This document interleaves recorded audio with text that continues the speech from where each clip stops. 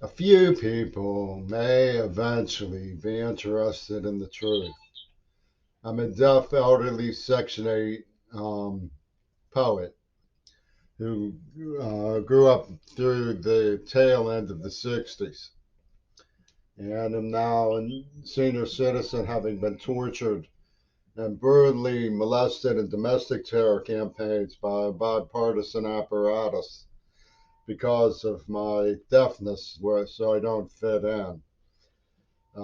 Suffering from Parkinson's that was inflicted on me by people who tortured me as a child, gave me a nerve agent, and battered me into child bondage for the amusement of the Post Dispatch and the Post Gazette, who were aware that if they didn't tell anybody, it would never be reported. And they blackmailed all the adults who weren't involved with things like murder and rape intimidation. So where we stand now is that I'm in Tacoma. I'm from Pittsburgh originally, and Navos and Sound Mental Health poisoned me in the mouth as an illustration of their intent to do the COVID monstrosity, and they're of course going to deny this.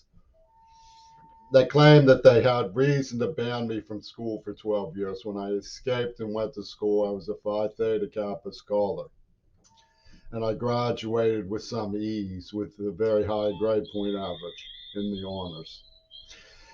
So they're liars, and they're liars because they're rivals. One of them made off with a tag prostitute who came on to me pretending she wanted to be married so they could attack me in the neuro implant, which Ivy League Jews knew they had implanted.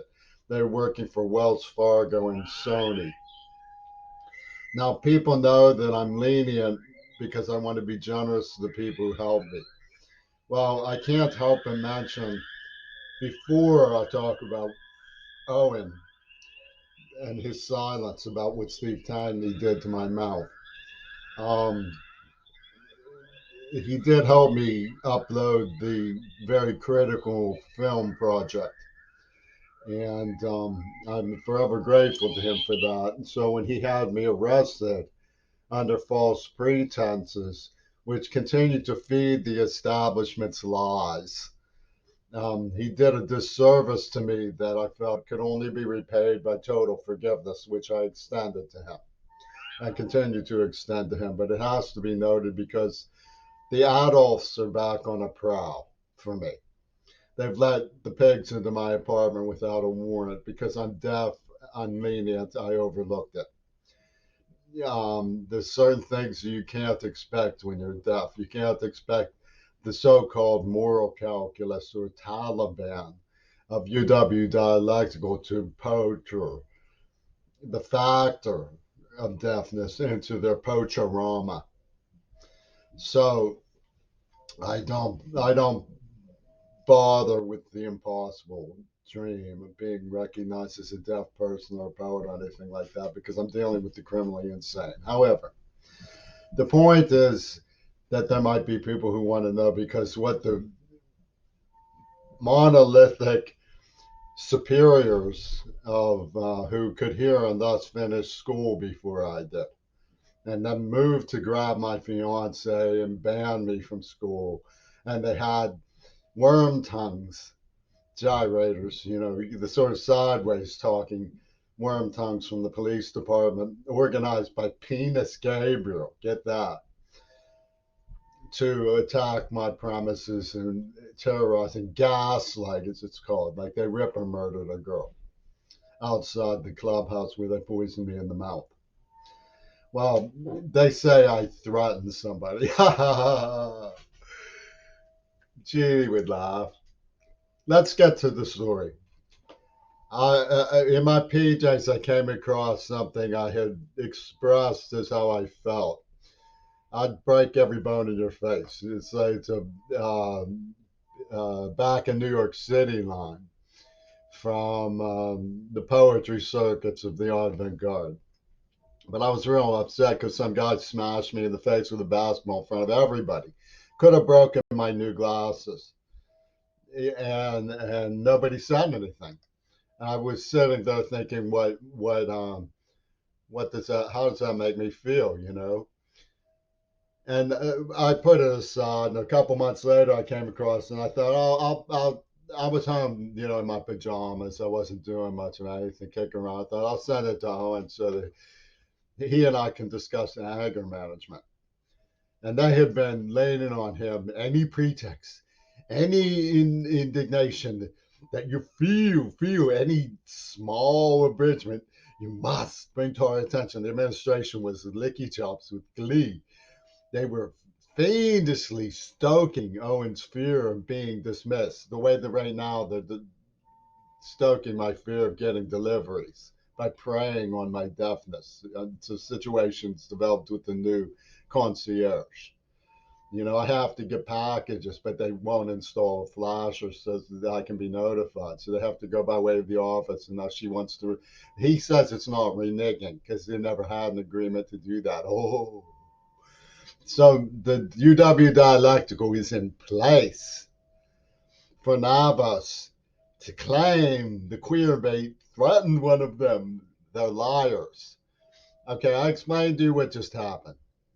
Owen overreacted because he had to save his job. The way I'm supposed to do, oh, I won't order any more books, concierge.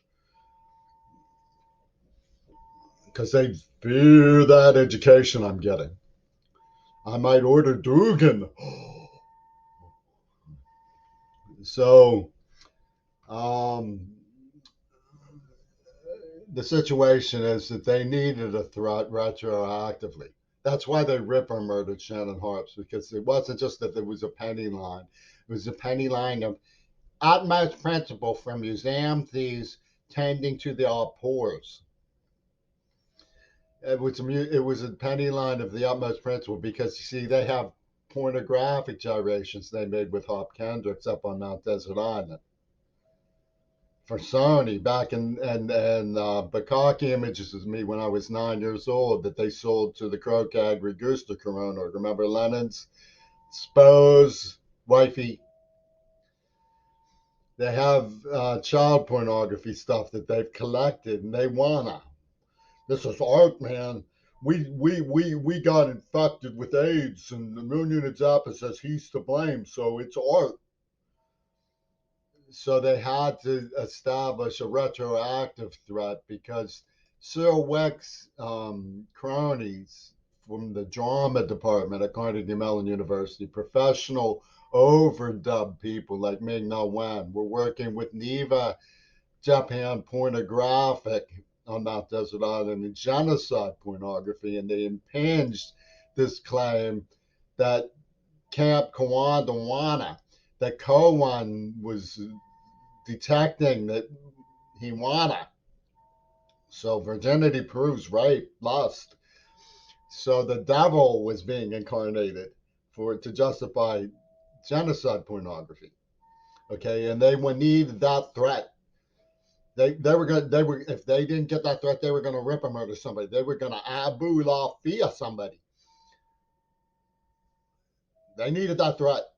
They told me in no uncertain terms, we will break your glasses, we will rip and murder bystanders until you give us what we need to justify retroactively years of genocide pornography. So I sent Owen this thing that I found I wrote when I was upset to ask him for anger management. And of course, they jumped down whole peepee, flying with glee. You should have seen them laughing when they came for me. The woman from the NAACP was like, "We got queer ball finally."